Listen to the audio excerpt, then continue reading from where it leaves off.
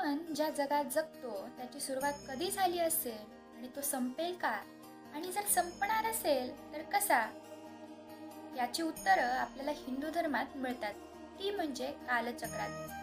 नमस्कार, मी स्वप्नजा, माझ्या स्पधिराय या यूट्यूब चॅनलमध्ये आपल्या सगळ्यांचं स्वागत करत आहे.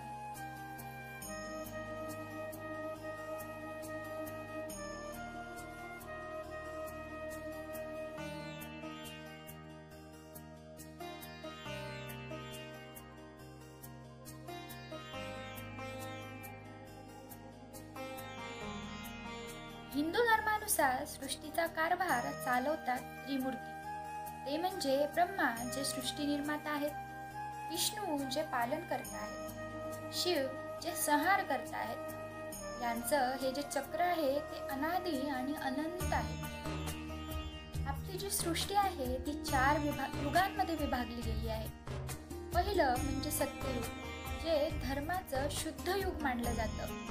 या युगामध्ये मानव हा 1000 वर्षापर्यंत जगायचा. नंबर 2 त्रेतायुग. हा जो युग होता तो रामायण काळ. यामध्ये धर्म थोडा कमी आहे. नंबर 3 द्वापार युग.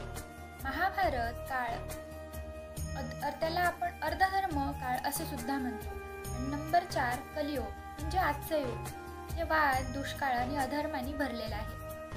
4 युग मिळून एक महायुग तयार करतं, जे सुमारे 42,20,000 वर्षांचं असतं.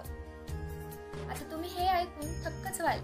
ब्रह्मदेवाचा एक दिवस म्हणजे 1000 महायुग, म्हणजेच 4.32 अब्ज वर्ष, आणि एवढाच काळ म्हणजे त्यांची रात्र.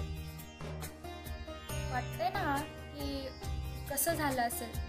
ब्रह्मदेवाचं जे संपूर्ण आयुष्य आहे ते 100 ब्रह्मवर्ष म्हणजेच 311 ट्रिलियन वर्ष असं आहे. हा आहे कालचक्राचा अकल्पनीय स्केल. आता सृष्टीचा संहार, ब्रह्मदेवाची रात्र सुरू होते तेव्हा सर्व जगत नष्ट केलं जातं. शिव तांडव करतो, प्रलय येतो आणि संपूर्ण ब्रह्मांड नष्ट केलं जातं. मात्र विष्णू आपल्या शेषनागावर शयन करत पुन्हा नवीन सृष्टीची वाट बघतो. हे चक्र पुन्हा नव्यानं सुरू होतं. मित्रांनो, विचार करा, आपण सध्या कलियुगात आहोत. या युगात माणूस 100 वर्ष जगतो, पण अधर्म आणि संघर्ष एवढे वाढले आहेत की तुमच्या मते कलियुग किती काळ टिकेल आणि पुन्हा सत्ययुग कधी येणार, हे मला खाली कमेंटमध्ये नक्कीच सांगा. जर तुम्हाला हिंदू धर्मातील हे अद्भुत ज्ञान आवडलं असेल तर या व्हिडिओला लाईक, सबस्क्राईब आणि शेअर करायला विसरू नका.